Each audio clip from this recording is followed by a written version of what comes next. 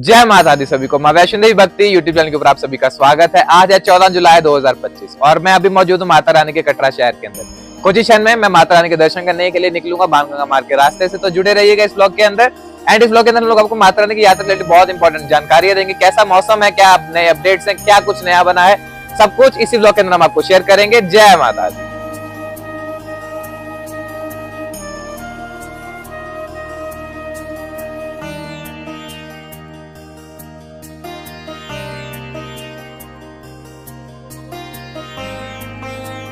तो अभी मैं मौजूद हूँ कटरा चौक, जिसे हम लोग सीता चौक के नाम से भी जानते हैं। यहाँ पर आकर आपको बहुत सारी फैसिलिटीज मिल जाती है माता रानी के दरबार के। अगर आप जाते हैं तो आपको बाणगंगा मार्ग के रास्ते से बाणगंगा जा सकते हैं, बट सबसे जो इम्पोर्टेंट पॉइंट है यहाँ पे वो है आपको यहाँ से आके अपना RFID कार्ड बनवाना होता है।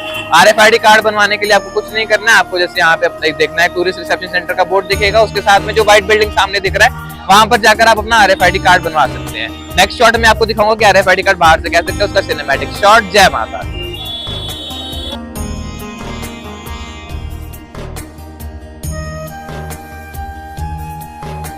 तो अभी मैं मौजूद हूँ बाणगंगा चेक पोस्ट, जिसको आप फ्रिस्किंग पॉइंट के नाम से या फिर स्वागतम द्वार के नाम से भी जानते हैं। यहाँ पर जो है जो श्रद्धालुओं के बैग चेक होते हैं और उसके बाद माता रानी की यात्रा के लिए आगे बढ़ सकते हैं। चलिए अभी कुछ क्षण में मैं अपना बैग्स वगैरह चेक करवाता हूँ, उसके बाद माता रानी की यात्रा ट्रैक के ऊपर आपको बढ़िया से शॉट दिखाता हूँ। मिलते हैं बाणगंगा चेक पोस्ट क्रॉस करने के बाद। जय माता दी।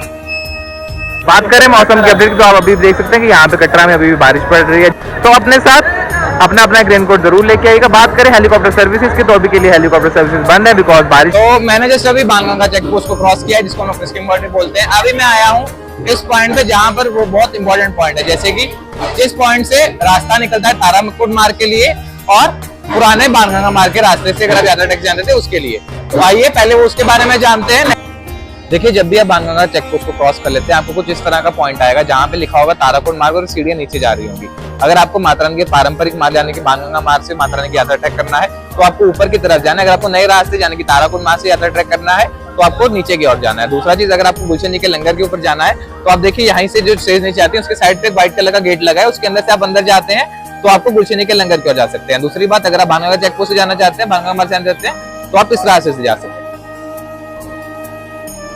तो अभी मैं मौजूद हूँ माता रानी की यात्रा ट्रैक के ऊपर आने वाले सबसे पहले पड़ाव के ऊपर, जिसे हम लोग बाणगंगा भी कहते हैं। माना जाता है कि माता ने यहाँ पे अपने केश धोए थे और बाण चलाकर यहाँ पे गंगा जी को अवतरित किया था और हनुमान जी की प्यास भी बुझाई थी।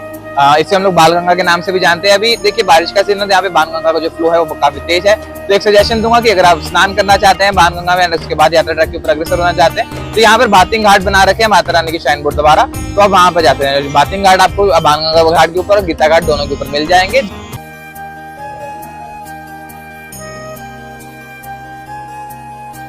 देखिए जैसे ही बाणगंगा वाला जो पुल है उसको क्रॉस करते हैं, कुछ कदम चलने के बाद आपको यहाँ पे सुब्रा भवन मिलता है। सुब्रा भवन में शाइन बोर्ड द्वारा आपको बहुत सारी फैसिलिटीज दी जाती हैं। अभी के लिए यहाँ पे 24/7 लंगर का फैसिलिटी शाइन बोर्ड द्वारा दिया जाता है, जिसमें आपको चाय और कढ़ा का प्रसाद का लंगर 2400 घंटे मिलता है। आप जब भी यहाँ पे आते हैं आप यहाँ पे माता रानी का प्रसाद ग्रहण करके आगे की यात्रा आरम्भ कर सकते हैं। चलिए अभी आगे की यात्रा के ऊपर हम लोग भी अग्रसर होते हैं। जय माता दी।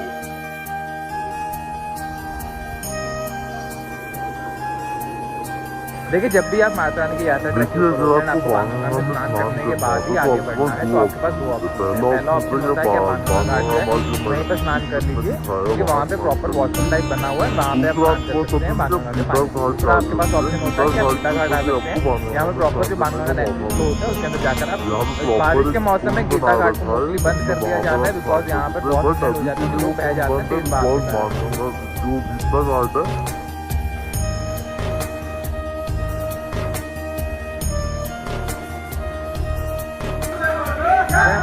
तो अभी मैं मौजूद हूँ माता रानी की यात्रा ट्रैक के ऊपर आने वाले दूसरे महत्वपूर्ण पड़ाव, जिसको हम लोग चंद्रपादुका मंदिर भी कहते हैं। माना जाता है माता रानी यहाँ पर पीछे मुड़कर देखा था कि भैरव बाबा कितने दूर है, उसके बाद माता रानी आगे की ओर अग्रसर हो गए थे, यानी कि चंद्रपादुका मंदिर की ओर।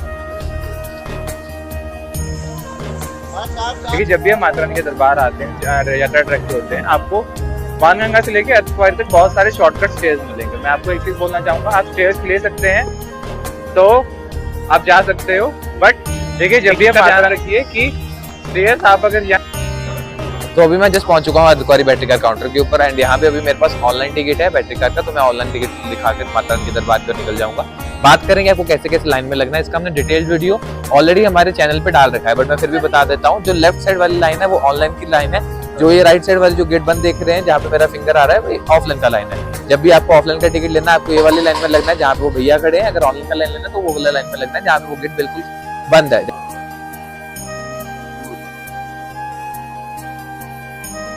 तो मैंने जैसे अभी बैटरी का डीबोर्ड कर लिया और मैं माता रानी के दरबार पे पहुंच चुका हूं। अभी मैं जाऊंगा माता रानी के दर्शन करने के लिए।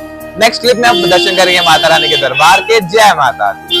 सभी को जय माता दी। आप दर्शन कर पा रहे हैं माता रानी के दरबार के। कितनी सुंदर लाइटिंग है माता रानी के दरबार की, आप सभी देख ही पा रहे होंगे। कमेंट बॉक्स में जय माता लिखिए, अपने अपनी हाजिरी माता रानी के दरबार में लगाइए। सुबह इस ब्लॉग हम लोग कंटिन्यू करेंगे यहीं से।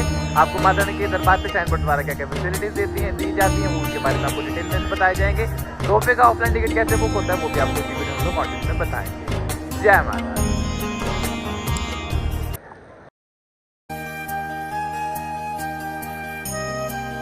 जय माता दी सभी को। आज है 15 जुलाई 2025 और सबसे पहले आप सभी का बहुत बहुत धन्यवाद मुझे इतनी अच्छी विशेष भेजने के लिए मेरे बर्थडे के ऊपर। आज सुबह मैंने अटका आरती अटेंड कर दी माता रानी के दरबार के ऊपर, जो मैंने पेड अटका आरती अटेंड की थी जिसका शुल्क रहता है 2000 रुपीज पर पर्सन।